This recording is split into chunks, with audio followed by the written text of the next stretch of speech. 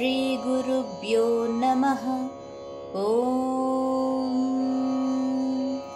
శ్రీ పరమాత్మనే నమః.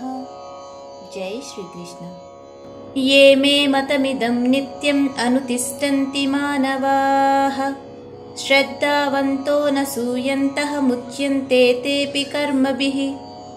31వ శ్లోకం యొక్క భావాన్ని పరిశీలించినట్లయితే, పూర్తి శ్రద్ధ విశ్వాసంతో అసూయ లేకుండా నా ఈ బోధనలను పాటించేవారు కర్మబంధముల నుండి విముక్తులవుతారు. అర్జున, ఏ త్వేతదభ్యసూయంతః నానుతిష్టంతి మే మతం సర్వజ్ఞాన విమూఢాంస్తాన్ విద్ధి నష్టాన చేతసః. 32వ శ్లోకం యొక్క భావాన్ని పరిశీలించినట్లయితే, జ్ఞానం లేక మరియు విచక్షణ లోపించి నా ఈ బోధనలలో లోపాలను వెతికేవారు ఈ సిద్ధాంతములను నిర్లక్ష్యం చేసి తమ భ్రష్టుత్వాన్ని తామే కోరి తెచ్చుకుంటారు. అర్జున, సదృశం చేష్టతే స్వస్యాః ప్రకృతేర్జ్ఞానవానపి ప్రకృతిం యాంతి భూతాని నిగ్రహః కిం కరిష్యతి. 33వ శ్లోకం యొక్క భావాన్ని పరిశీలించినట్లయితే, వివేకవంతులు కూడా తమ ప్రకృతి స్వభావం అనుసరించి పనులు చేస్తారు. అన్ని ప్రాణులు తమ తమ సహజ ప్రవృత్తికి అనుగుణంగా నడుచుకుంటూ ఉంటారు కూడా. దీనిని నిగ్రహించడం వల్ల ఏమి ప్రయోజనం అర్జున? ఇంద్రియస్యేంద్రియస్యార్థే రాగద్వేషో వ్యవస్థితౌ తయోర్నవ సమాగచ్చేత్ తౌహస్య పరిపంతినౌ. 34వ శ్లోకం యొక్క భావాన్ని పరిశీలించినట్లయితే, ఇంద్రియములు సహజంగానే ఇంద్రియ వస్తు విషయములపై రాగద్వేషములు కలిగి ఉంటాయి, కానీ వాటికి వశం కాకూడదు. ఎందుకంటే ఇవి మనకు ప్రతిబంధకములు, ఇంకా శత్రువులు కూడా.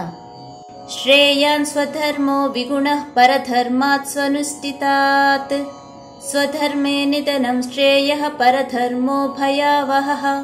35వ శ్లోకం యొక్క భావాన్ని పరిశీలించినట్లయితే, ఇతరుల ధర్మాన్ని చక్కగా చేయటం కన్నా లోపాలతో కూడి ఉన్నా సరే తన సహజ ధర్మాన్ని నిర్వర్తించడమే అత్యుత్తమమైన పని.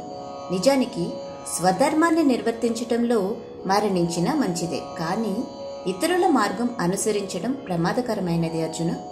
అర్జున ఉవాచ అతకేన ప్రయుక్తోయం పాపం చరతి పూరుషః అనిచ్చన్నపి వార్ష్ణేయ బలాదివ నియోజితః. 36వ శ్లోకం యొక్క భావాన్ని పరిశీలించినట్లయితే, అర్జునుడు ఆ పరమాత్ముణ్ణి ఈ విధంగా అడిగాడు.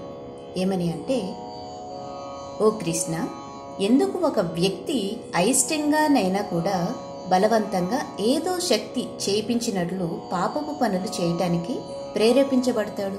శ్రీ భగవానువాచ కామయేష క్రోధయేష రజోగుణ సముద్భవః మహాసనో మహాపాప్మా విద్యేన మిహ వైరిణం.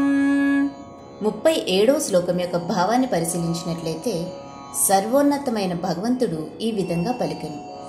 రజోగుణము నుండి ఉత్పన్నమయ్యే కామమే తదుపరి క్రోధముగా పరిణామం చెందుతుంది. అర్జున, దీనిని లోకంలో సర్వనాశనం చేసే పాపిష్టిదానిగా తెలుసుకోవాలి కూడా.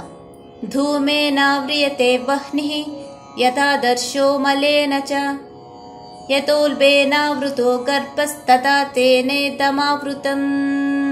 38వ శ్లోకం యొక్క భావాన్ని పరిశీలించినట్లయితే, నిప్పు పొగచే కప్పబడినట్టుగా, అలాగే అద్దం దుమ్ముచే మసకబారినట్టుగా, గర్భాశయముచే భ్రూణ శిశువు ఆచ్ఛాదింపబడినట్టుగా ఒక వ్యక్తి యొక్క జ్ఞానము కామముచే కప్పవేయబడుతుంది. అర్జున, ఆవృతం జ్ఞానమేతేన జ్ఞానినో నిత్యవైరిణా కామరూపేణ కౌంతేయ దుష్పూరేణానలేన చ.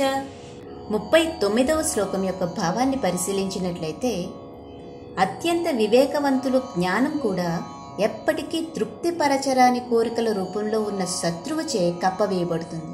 ఇది ఎన్నటికీ తీరదు, ఇంకా అగ్ని వలె మండుతూనే ఉంటుంది. ఓ కుంతిపుత్ర, ఇంద్రియాణి మనోబుద్ధిర్ అస్యాధిష్టానముచ్యతే ఏతైర్విమోహయత్యేషః జ్ఞానమావృత్య దేహినం. 40వ శ్లోకం యొక్క భావాన్ని పరిశీలించినట్లయితే, ఇంద్రియములు మనస్సు బుద్ధి ఇవి కోరికల మూలస్థానం అని చెప్పబడుతుంది. వాటి ద్వారా అది వ్యక్తి జ్ఞానాన్ని మరుగుపరుస్తుంది మరియు జీవాత్మని భ్రమకి గురి చేస్తుంది అర్జున.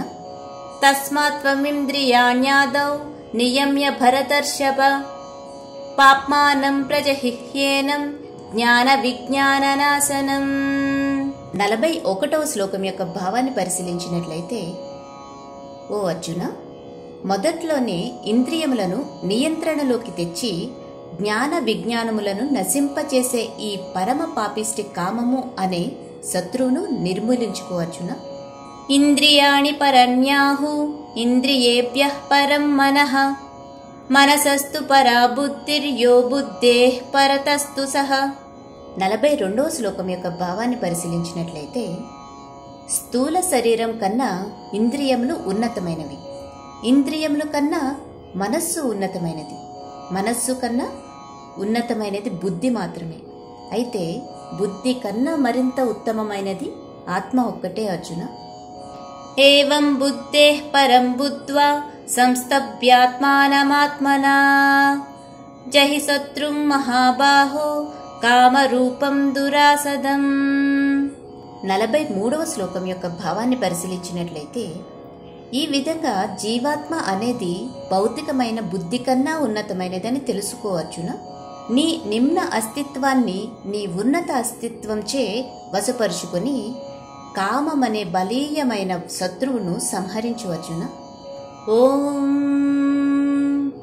తత్సదితి శ్రీమద్భగవద్గీతాసు ఉపనిషత్సు బ్రహ్మ విద్యాయాం యోగశాస్త్రే శ్రీకృష్ణార్జున సంవాదే కర్మయోగో నామ 3వ అధ్యాయః. వీడియో కనుక మీకు నచ్చినట్లయితే ఒక లైక్ చేయండి. Thank you.